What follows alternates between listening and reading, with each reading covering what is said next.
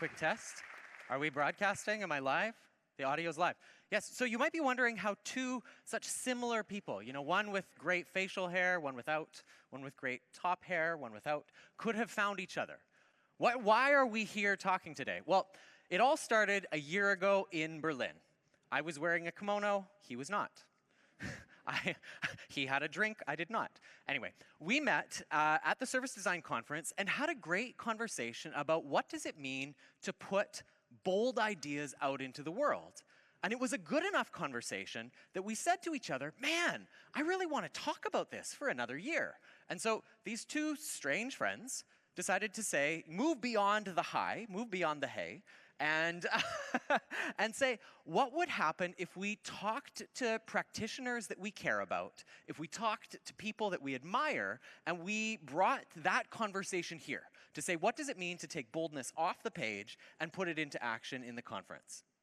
So the reason why we thought this was important today is because, first of all, we're focusing on impact, but also, if we look out into the world that we're designing for now has never been more chaotic. When we talked about VUCA 5 or 6 years ago, what did we know? We hadn't lived through the period that we've lived through in the recent past. We're not facing the problems that we're facing today. So now, we've really got to think about how we design for impact and impact at a scale that we've never hit before. If we think about where other businesses are facing this type of chaos, typically, they don't all end up with bold outcomes. We spoke to people who work in the media industry, and we said, if you look at what's being put out in our cinemas and our screens now, we see a lot of things that are franchises, a lot of things that are Paddington 3, Paddington 2, Dune 2.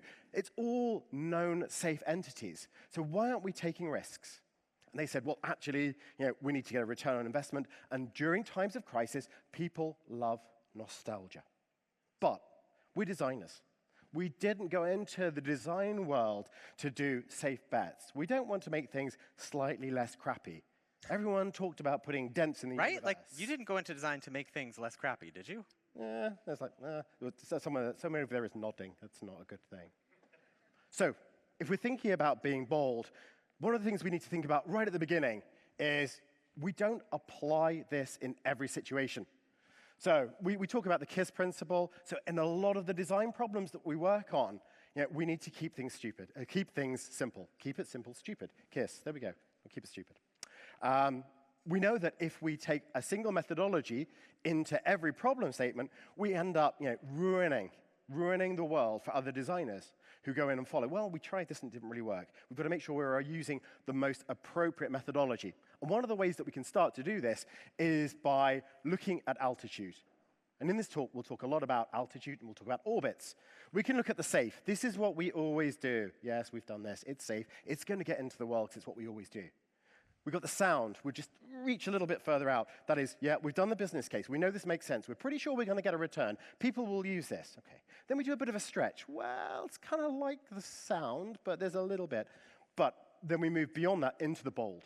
So there's a huge level of ambiguity here. You're asking people to take risks. And one of the things that we're going to look at in this session is taking risks and helping people to turn that leap of faith into a collective leaping of the fire. So if your head is swimming already and you're wondering, like, what are they talking about? That's because this is a messy conversation. And so we're trying to pepper the information that we're sharing with a few nuggets that you can take away. One of the things that's really stuck with us, and as we were yarning, as we were going through these conversations, was this idea of finding the Goldilocks zone. Right? In any organization, in any bureaucracy, in any large project, there is a hairball at the center. Right? There is that place that is safe and sound and stuck. And there are also folks who want to aspire to great heights and sort of run out into the middle of the universe where you get killed by an asteroid. What we want to find, and what we're hoping that you can maybe be sparked to think about today, is what does it mean to find the bold Goldilocks zone in your work? Now, in order to do that, we thought one of the best ways would be to create a simulation. And so we have invited, I'm going to have our volunteers stand up right now. We have invited a set of volunteers, you're volunteers as well, you can stand up as well, give them a round of applause, into a very, very high-stakes simulation. This simulation has a few rules. We have invited 3 people who have boldly said, I am willing to be, and now get this, face-painted. Yep. Not just face-painted. I am willing, raise your hands up, I am willing to be face-painted live. Give them a round of applause for that. Oh, no, it's even more. They have said, I am willing to be face-painted live at a conference with my peers, and then to post a picture of it as my LinkedIn profile. Right? So the challenge that we have set in front of them is we've created teams, we've given them some high-quality materials, and they are going to have 15 minutes to create the most incredible maquillage that they can. But each team has a different challenge. These challenges represent some of the patterns that we heard in our conversations that folks were facing when they were trying to be bold. The first one of these is, oh, see, they're going to go on LinkedIn. Should look at the forward slides. The first one of these is the challenge of silos. Our friend on the side here is going to don the silo hat. There we go. The silo hat represents the situation that so many of us have encountered where the right hand cannot talk to the left. In this case, the right face cannot talk to the left face. They are in the dark on that side. Stephen is adjusting it. They will be amazing. Give them a round of applause. Please take a seat. There we go. The second group, and Stephen, you are introducing this challenge. The second group has a little bit more of an opportunity that might have a dark side to it. Well, yeah, I think a lot of the people who are doing this are from the SDN UK, so they've definitely got a dark side to them. Here, you're allowed to talk to your face-painted person. You're allowed to get their brief. What we want you to do is to start that conversation so we understand the altitude and the appetite of that person. What is going to make them post this picture on LinkedIn? What are the things that they're comfortable with? And how can you kind of convince them just to go a little bit further? How can you make them feel safe with your creative process? The third. Yeah, the third. Well, and this is one of these pieces where, has anyone ever had a client that is too involved? No, I'm kidding. And this is actually one of the tensions present in this work as we talk about co-design. What does it mean to have a meaningful dialogue? What are we losing? What are we gaining? How are we handling that? The third is the challenge of boundaries and constraints. This group, while they have beautiful paint, they have no paintbrushes. They will be finger painting. Give them a round of applause. Finger painting on the face of their colleague. And so, as we get ready, they do not really know what's going to happen. I need you to give them a round of applause and help me count down all together. We're going to go 3, 2, oh, come on, you can do this with me. 3, 2, 1, paint! All right. Now, as Stephen gets these folks set up, we also want to just remind ourselves, why does this matter? Why is it worth doing things that are about more than just the status quo plus? Has anyone ever been in a moment where you've gone through an entire design process, where you've connected with other people and you've worked with the clients and you get through all of these steps together, you've walked this complicated path, and then they say, why did you borrow my watch to tell me the time? We've been there. We've all been there. And one of the things that really helps us in that situation is having, what we'll talk about later, a developmental timeline. Often what takes you to the point at which you're borrowing their watch to tell them the time is the conversation, is the process, is the limitations and the dynamics of that project. So what we're going to talk about in the following slides are how do we set up a project and a team and an ecosystem so that our outcome is bolder, creates impact, and just like these LinkedIn profiles, it's impact that goes into the world. Because impact that stays on a wall, onto a Post-it note, on a PowerPoint presentation, doesn't really create impact. It's great for your presentations. It's great for your portfolios. Your mother is really proud of what you've done, but it doesn't create impact. So we're curious, really quickly, for the folks who are in the room here, where are your best designs? Are they in your head? Please put up your hands if your best and boldest designs have remained in your head. Yeah, okay, a couple of you. There's one guy who nearly scratched his chin. There's like, no. Okay, the next one. How many of you have done your designs and somehow, maybe you, maybe the client, have made sure they ended up in the trash? How many of you? Who's had a design end up in the trash? Look at that. Look around. There's a lot of us. Some of the best stuff always ends up in the trash. You can unpeel it. That's why you always get people. What about this? On a Post-it note. There we go. Who's gotten it on an award? But not in the real world. So if you what got about an this award, one? But yeah. Who has gotten a design in production? Right? It's not bad. It's not bad. Let's give a round of applause to the people who've actually put things into the world. But You know, this is one of the things that I found deeply destabilizing, and we're going to ask our groups on the side, you can no longer talk, except for that one group that gets to talk. Deeply destabilizing about this question, which is like, damn it. Do I have bold things in the world? Do I actually have them out in production? When we were talking to different folks about what is holding us back, it wasn't just ROI accountants and KPI quarterly cycles and all of these sort of things in the system. It was also bias and fear. And so when we think about what it takes to create impact, we need to not just focus on where we're trying to get to, we need to think about the things that are dragging us back. Bias is the drag factor.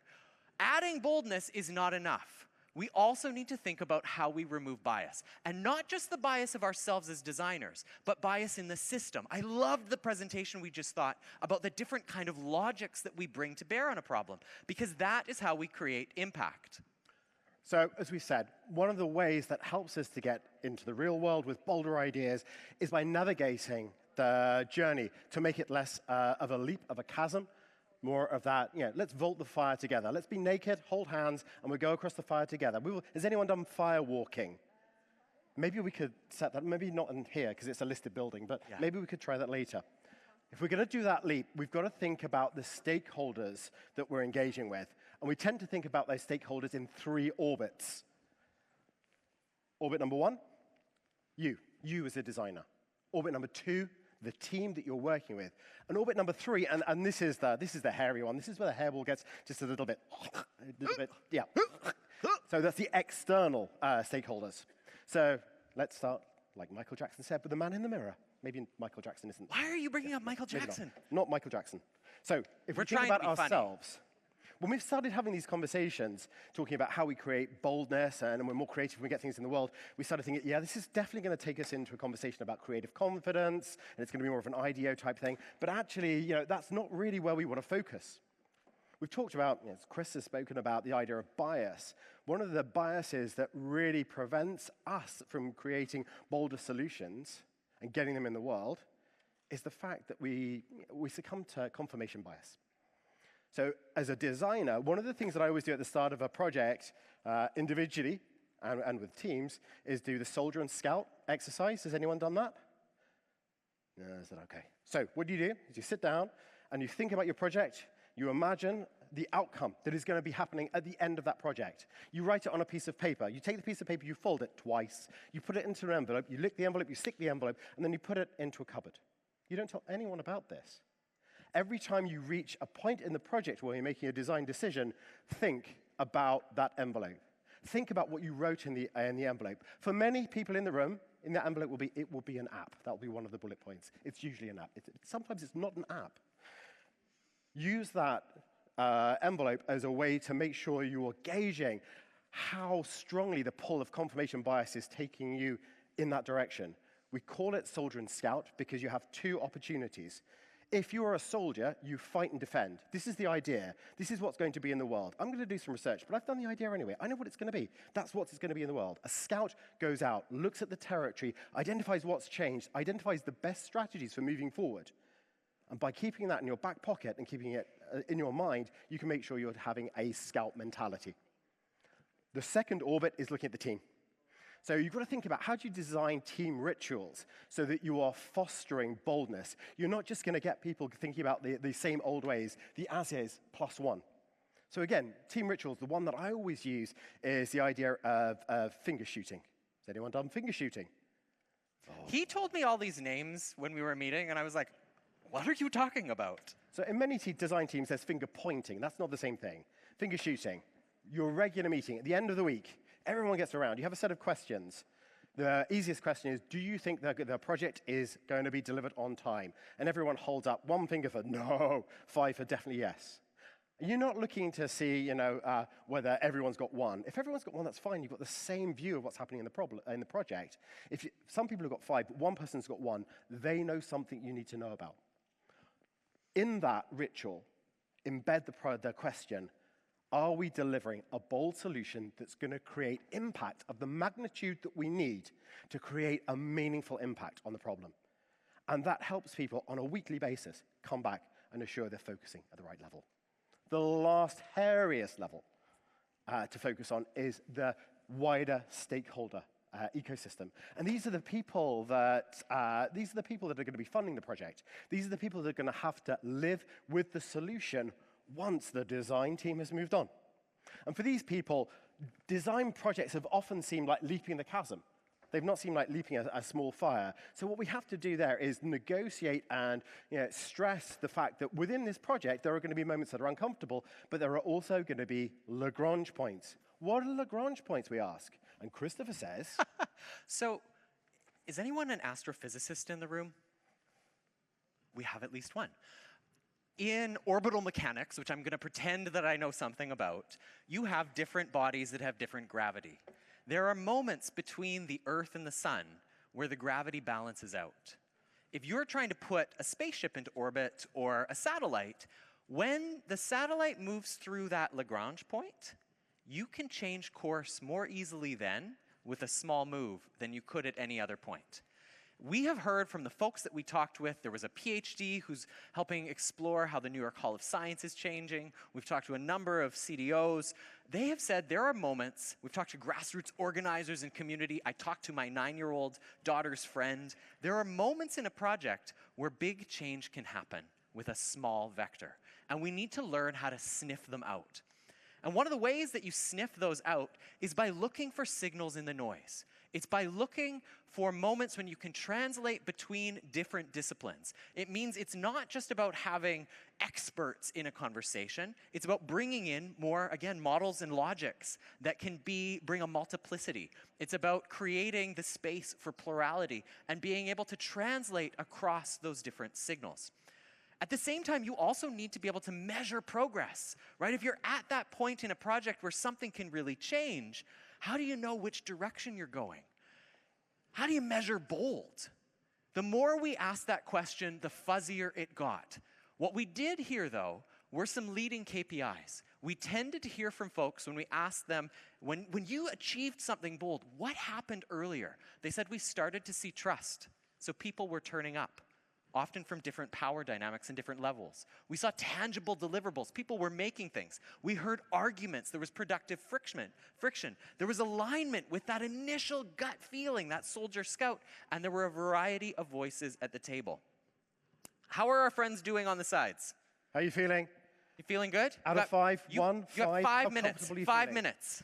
You're saying 6, but he's the client. Jaden, how comfortable are you feeling?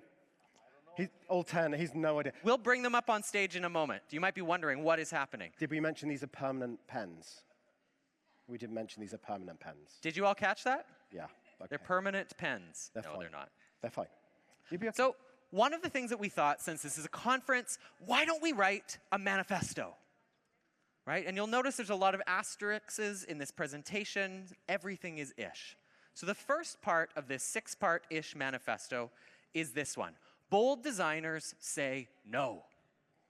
Bold designers realize that design isn't always the answer. We don't have to be at every table. How many times have we 5-wide our way into a job?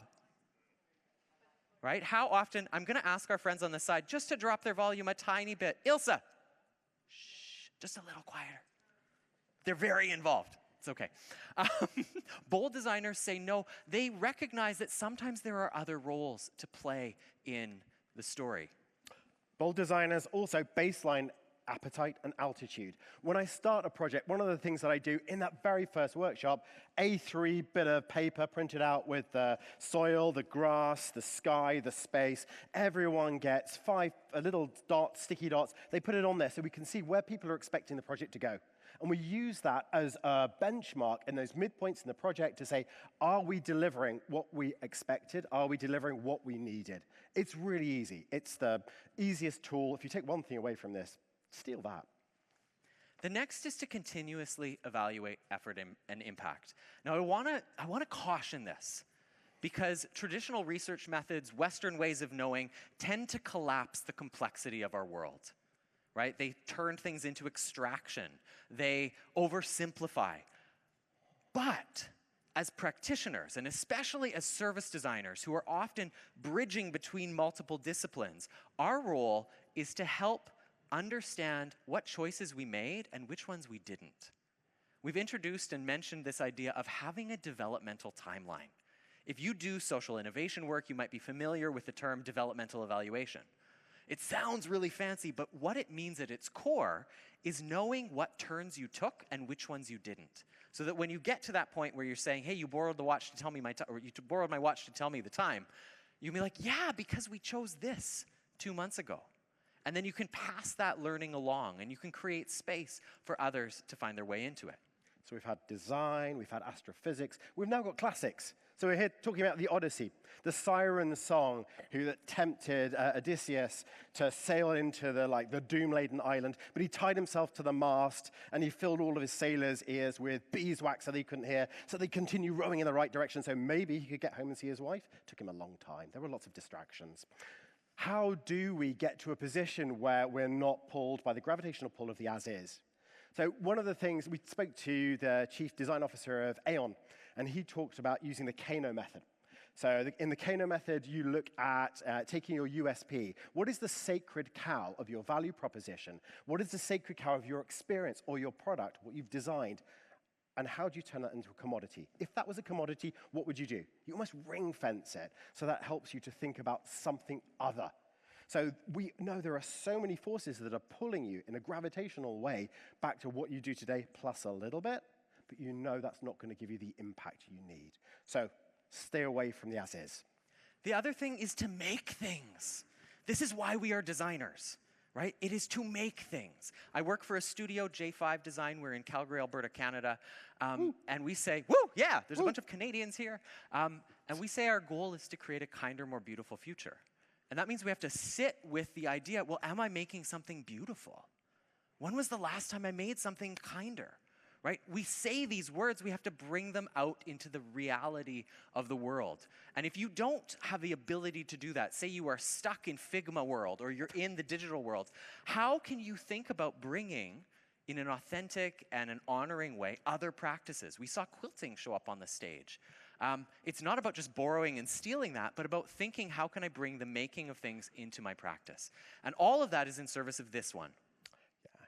So we come back to this idea of what are the conditions that need to be true in this project for us to strip naked, jump the fire. There will be the smell of burning hair at some point, but we all need to be comfortable doing that because that's how we get to a point where boldness is going to enter into the world. And part of that conviction, that compelling force that gets us leaping and smelling the burning hair is everyone has to believe that this is an idea that they have control of, that is they have part of. So everyone talks about the story about the Apollo moon project with the person sweeping, and he's not cleaning, he's actually helping the US get to the moon. How can you get that type of sentiment into your project? So people may be a little bit more forgiving about degrees of ambiguity and may leap that fire with you.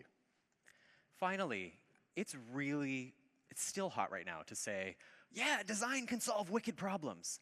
Wicked problems aren't the only thing. Wicked problems are flanked by two other critical challenges: a shared sense of common good and rising inequity. And so as we think about doing bolder work, we need to keep at the heart of our bold manifesto this question of how do we ensure that boldness does not amplify inequity? And how do we make sure that not just one group gets to decide what inequity means? How do we bring that conversation into the circle? And so to bring this to life, we would like to invite all of you to stand, if that works for your bodies. You can also stay seated if you want. You can participate as loudly or as quietly as you want. And repeat after me. Okay, come on, let's try this again. Again, with feeling. I pledge to promote boldness through service design, amplifying impact whilst addressing threats and inequity. Talk amongst yourselves. I will actively foster trust and the conditions that turn leaps of faith into conviction. And you can... No, That's it. 2. And a commitment to realize change in the world. Okay, you can sit down. Be bold. Now, I have to admit that when we planned this, it did not intend to feel as cultish as that felt. And I did not intend to have a slide that's supposed to show up at the end of the presentation, show up halfway through. So here we are. I wanted to quickly bring our participants up onto the stage. Jaden, it's time. Let's give them a round of applause. We're going to bring a microphone up. And some of our painters, let's have some of our painters come up onto the stage. Here we go. And I am very curious. Sid and Pam, let's come on up onto the stage. Okay, I'm curious to hear, what was Now it take like off the to be visor given... to see what's happened? Oh, we have, the painting has shared, the painting has jumped to new places. We're really curious, what factor had the most impact in you succeeding? Or what did you notice in yourself as you were doing this? Trust. Trust between the volunteer. Sorry, I didn't get your name at the end. Agatha, I'm so sorry. Trust and also kind of the communication we had at the beginning. So that's, I think, they were like the core elements, kind of understanding what she needed and trusting the sort of process. Amazing. And what did it feel like to do something like this? Fun. I think it's really nice to just be relaxed and just let things go and decide the other person to kind of decide what you should be looking like. So I think it's actually really fun. Amazing. Okay, our friends over here. Jaden, talk to us through. Jaden, how did that feel? How's the continuity looking, given the fact these guys worked in silos? Oh, well... Okay, if you cannot see, one side of the face is carefully sculpted with contour lines of radiating color, and the other is a sort of a pointillist expression of deep internal turmoil. Very, very Nordic. Jaden, would you put this on your LinkedIn? I don't know you guys. The simulation Should he put it on is his LinkedIn? failing. Come on, guys. Give him a round of applause if he should. Yes, get in there. All right. Fantastic. Okay, Sid, can you say a little bit about what did it feel like to try to do something like this? Yeah, I mean, the silo was challenging. I was trying to telepathically communicate with Pam. I don't know how well that got across. But it, of course, adds a whole other layer to this experience because I had a feeling that if we could make it look really cool, he might post it on his LinkedIn, but we couldn't coordinate it all to make that happen. Right. It is a challenge to try to think about what altitude are we going to set? What aspiration are we going to have? Thank you so much. And then finally, our last group down here. There we go. We have those. How do you find it, Jean? I would say this client is a little bit challenging. Why? Because she changed the brief halfway. That's why we came up with the half cat, half That never princess. happens, Jean. That never happens in the real world. Now, change your. So how did you? So Cat Princess. Are you happy with Cat Princess? Yes, thank you very much. You delivered what I asked for, and you were very open and adaptable to make it. Is it going to go on LinkedIn? Of course. Fantastic. A round of All applause, right. please, for the volunteers. Then let's get the three faces right in the center. Let's get our three faces right in the center. So everything in this presentation comes with an asterisk. Even they've all left. I was going to have the three faces stand in the middle. Keep the faces. Yeah. So everything in this presentation comes with an asterisk. Our intention here is to almost problematize the whole question of impact and boldness. I would encourage you to find our friends who are here and ask them about the experience tomorrow. And to think for yourself about what's stuck to your ribs, because frameworks and tools and manifestos are like toothbrushes. Why are they like toothbrushes? Everyone's got one, but no one wants to use someone else's. See, the requisite dad joke is now present in the story. If you are interested in seeing and remembering some of the things that we talked about, they are here in this diagram. Single slider. Let's remember the story we start with. How do we know when to say no? Where's the Goldilocks zone? How do we work with those stakeholders to establish aspiration and appetite? How do we aim at the right level? How do we know who the stakeholders are? How do we make sure we get a holistic view of the system, engage people in the right way, the right language, making sure they're comfortable and they know it's leaping the fire, not leaping a chasm? How do we make it really, really clear where there are those exit points where we can reverse with very little cost, very little risk? Because sometimes design projects go backwards before they go forwards again. How do we get more prototypes out into the world to make things concrete, to make people more comfortable with something that may be a little bit bold, maybe a little bit challenging? How do we build in things like pre-mortems into our own practice so that when we set out, we are looking for those biases that bring us back. How do we bring in different voices to allow us to have some crit during the process? We can use experts, we can use peers, we can use family. All of these views help us just to get a slightly different perspective. We remember the Soldier Scout episode that will be burnt into your retinas forever. We remember finger shooting, and we also remember Chris's developmental timeline. Why have I borrowed your watch? Because somewhere along this timeline, we went from bold to basic. Looking for inequality. How is inequity mapped? Or how does it figure in your solutions? How can we make sure that we're not making things a lot better for one group when we live in a much more diverse society? And lastly, as with any project, are we measuring the right things to assure that we deliver a bold outcome? So, thank you so much for joining us. Thank you for leaning into the mess. I would encourage you to wear a kimono and meet someone at a bar tonight. Who knows? In a year, you might be presenting a messy conversation about what it means to create impact. Thank you so much. Have a great day. thank you. Okay. All right, we're